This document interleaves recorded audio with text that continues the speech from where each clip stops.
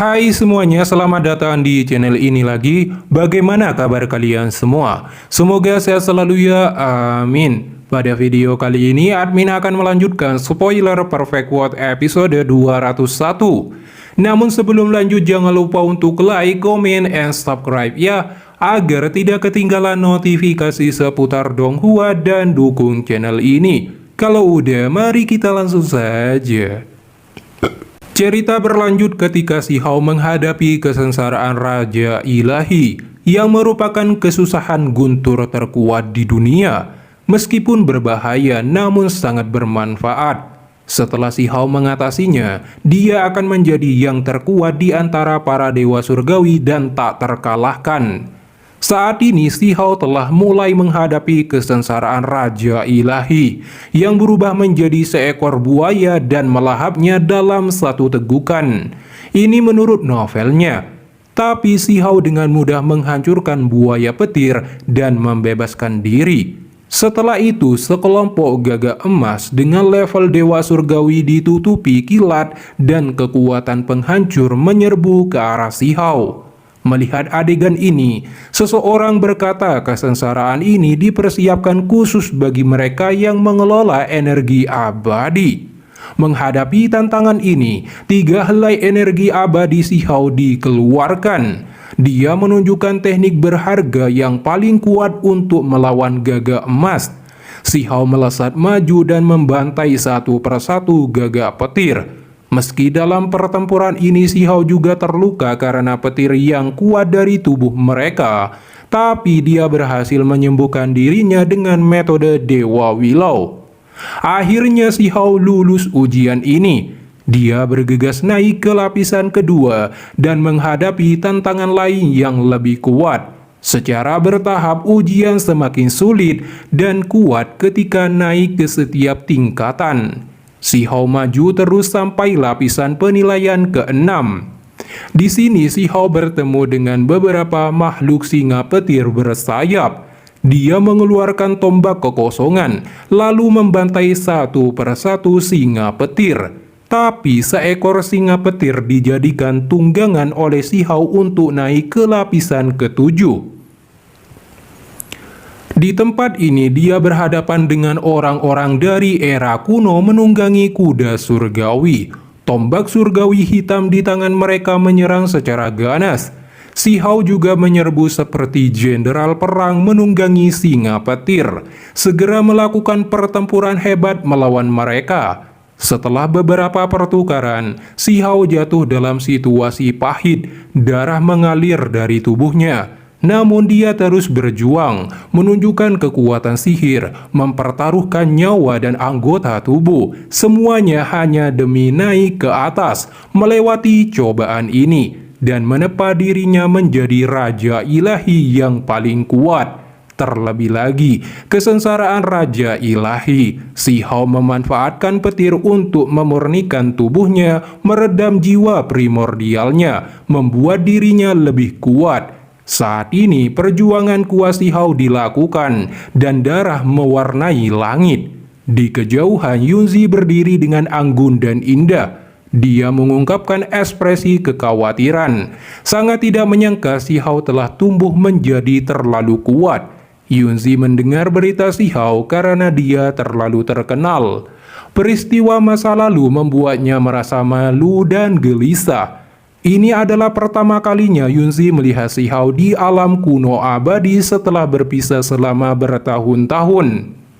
Ketika dia melihat gayanya yang tak tertandingi, Yunzi juga melihat penyesalan dan ketidakberdayaan klannya.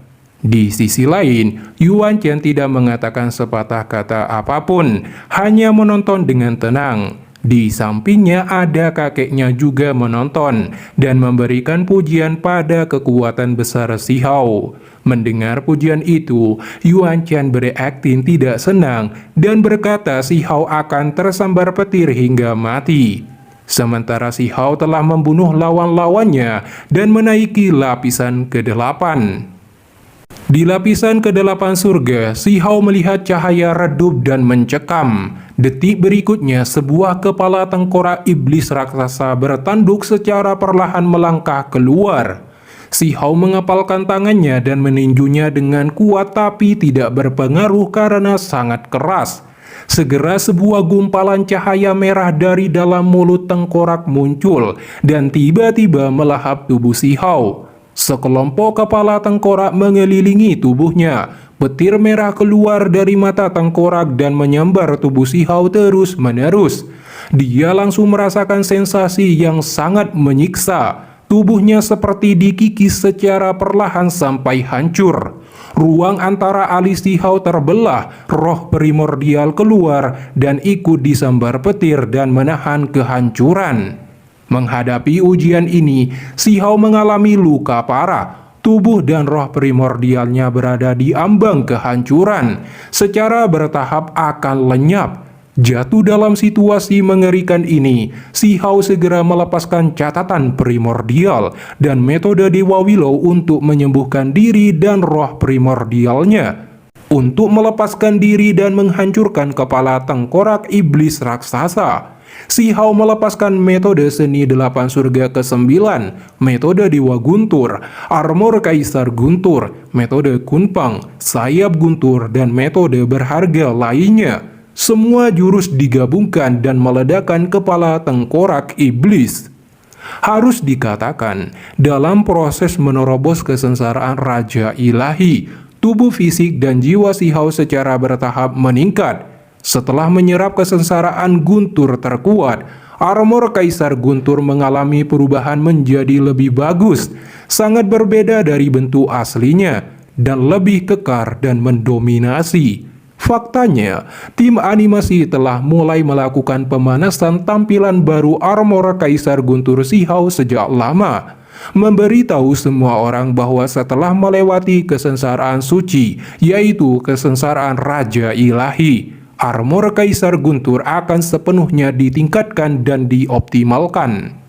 Meski sebagian besar masih berwarna hitam dan emas, warna biru aslinya telah berubah menjadi hijau tua.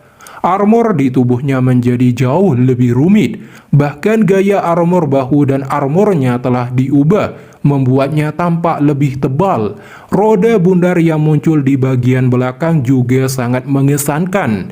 Ada juga 4 tangan besar avatar emas, ditambah dengan rambut putih panjang si Hao. Secara keseluruhan dia sangat tampan dan mendominasi. Meski si Hao telah berhasil melewati ujian ke-8, tapi kondisinya juga memprihatinkan.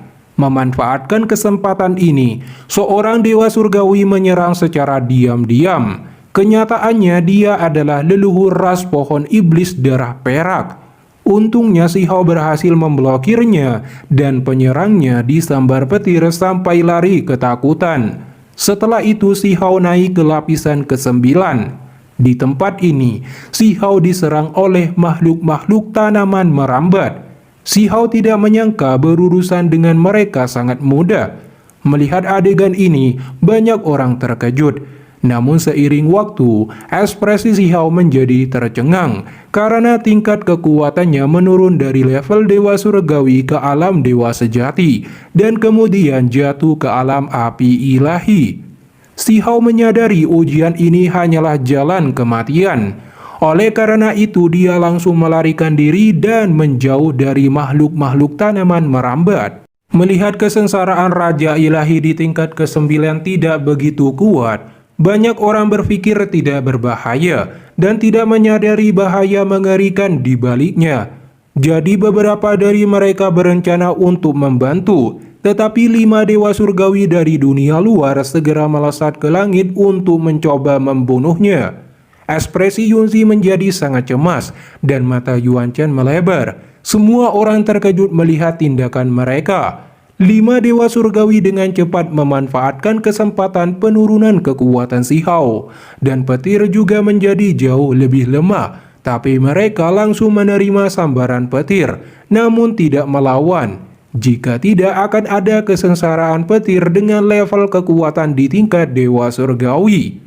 Jadi 5 dewa surgawi hanya bisa bertahan dan secepat mungkin mencoba menyerang si Hao. Sementara itu, si Hao sedang berlarian untuk menghindari pengejaran makhluk-makhluk spesies tanaman yang terbentuk dari kilat. Meski demikian, Si Hao akhirnya masih terkena serangan dan terluka parah. Melihat adegan ini, 5 dewa surgawi menyadari hal buruk jika terus tersambar petir. Oleh karena itu, mereka langsung mengeluarkan senjata masing-masing, menyerang Si Hao secara bersamaan. Si Hao dengan susah payah menghindari serangan itu, tapi sebuah serangan pedang mengenainya yang membuat lukanya semakin parah. Tak perlu dikatakan, semua orang bisa melihat bahwa situasi Si Hao saat ini benar-benar mengerikan, bisa mati setiap saat. Kemudian sebuah petir menyambar salah satu dari 5 dewa surgawi sampai dia diledakkan. Mereka yang selamat menyadari secara tidak langsung telah berpartisipasi dalam kesengsaraan Raja Ilahi. Sementara Si Hao merasakan sensasi aneh, kekuatannya naik dan mulai pulih ke pengorbanan suci sebanding dengan dewa surgawi. Segera setelah itu dia membagi tubuhnya menjadi 4 tubuh spiritual, menyerang 4 dewa surgawi. Ekspresi dewa surgawi sangat ketakutan melihat kekuatan Si Hao kembali. Mereka mencoba untuk melarikan diri. Namun bagaimana mungkin Si Hao membiarkan mereka melarikan diri begitu saja? Dia akhirnya berhasil membantai mereka dengan dominasi. Dengan demikian juga, Si Hao berhasil melewati ujian ke-9 dan naik ke lapisan ke-10 surga. Namun tempat ini sangat istimewa. Pohon-pohon kuno menjulang tinggi, ada lebih banyak lagi burung terbang dan binatang berjalan. Bahkan ada true pionik, naga, dan makhluk hidup lainnya. Di sini juga ada platform kuno yang megah melepaskan cahaya menyilaukan. Si Hao berjalan ke depan, melihat sebuah kolam kuno dengan cahaya 5 warna, sangat kental, seperti ramuan giok. Aroma manis tercium di udara. Ini adalah kolam abadi. Dalam legenda, ini adalah kolam berharga yang tak tertandingi. Di dalamnya ada lautan cairan kesengsaraan petir. Jadi sekarang, Si Hao telah berhasil melewati kesengsaraan surgawi kali ini. Si Hao berjalan dan meminum seteguk kesengsaraan petir itu. Dia merasakan harum yang tak tertandingi. Rasa manisnya membasahi tenggorokannya. Luka parah yang dialaminya sembuh seketika, dan kekuatannya kembali ke puncaknya. Si Hao melihat ke bawah, menemukan ekspresi penuh harapan padanya dari para dewa surgawi dari berbagai suku di penduduk asli alam kuno abadi. Lalu Si Hao bermeditasi untuk menerima manfaat besar dalam kesengsaraan kali ini. Yunzi berdiri di kejauhan, ekspresinya rumit melihat Si Hao melewati kesengsaraan Raja Ilahi dan duduk di lautan petir. Yunzi tahu klan surgawi sekarang pasti merasa sangat menyesal karena menyiksa Si Hao sebelumnya. Di sisi lain, kakek Yuan Chen masih berharap pada Yuan Chen tentang hubungannya dengan Si Hao. Tapi Yuan Chen masih berakting sangat marah mendengar kakeknya membahas masalah ini lagi. Meski kakek Yuan Chen melihat cucunya marah, tapi dia tidak bisa membohongi kakeknya ini. Saat ini, Si Hao telah menyerap banyak kesengsaraan petir. Tubuh dan roh primordialnya telah menguat. Bahkan jika dia terus minum, itu tidak akan banyak bermanfaat. Jadi dia berhenti. Si Hao berkata, "Aku rasa di alam pengorbanan suci, kultivasiku telah stabil. Aku harus bisa tetap berada di tingkat dewa surgawi untuk waktu yang sangat lama." Dia sangat yakin bahwa ini adalah terobosan dari alam pengorbanan suci. Ketika kekuatan seseorang tidak lagi berfluktuasi antara kuat dan lemah, seseorang akan langsung menjadi raja di antara para dewa surgawi. Namun tiba-tiba, Si Hao terkejut melihat 5 warna cairan kesengsaraan petir melayang di udara menuju ke arah tertentu.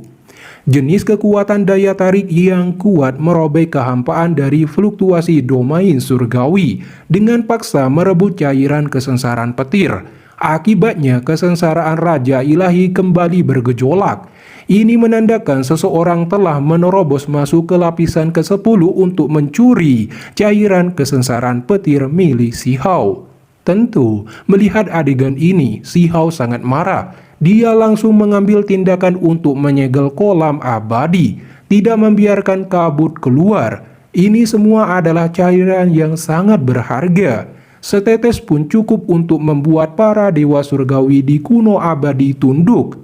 Segera leluhur ras pohon iblis darah perak muncul, sembari memprovokasi banyak orang dengan mengatakan cairan kesengsaraan petir adalah milik penduduk asli alam kuno abadi. Setelah perkataan itu keluar, leluhur jiwa bersenjata berlengan 8 muncul. Dia berteriak memberi ancaman karena berani mencuri cairan kesengsaraan petir Huang. Si Hao juga langsung mengerti orang yang menyerang diam-diam sebelum 5 dewa surgawi adalah dia. Leluhur ras pohon iblis darah perak berkata, "Teman kecil, kamu memiliki begitu banyak cairan kesengsaraan petir. Jadi mengapa kamu tidak memberikannya kepada sesama toisme, menyelamatkan kita dari bencana? Banyak orang akan merasa berterima kasih kepadamu. Aku tahu bagaimana menangani masalah ini sendiri. Kamu tidak perlu repot-repot." Si Hao berkata, "Teman kecil, seseorang harus memiliki hati yang murah hati. Begitu banyak orang telah menanggung sisaan kutukan mereka.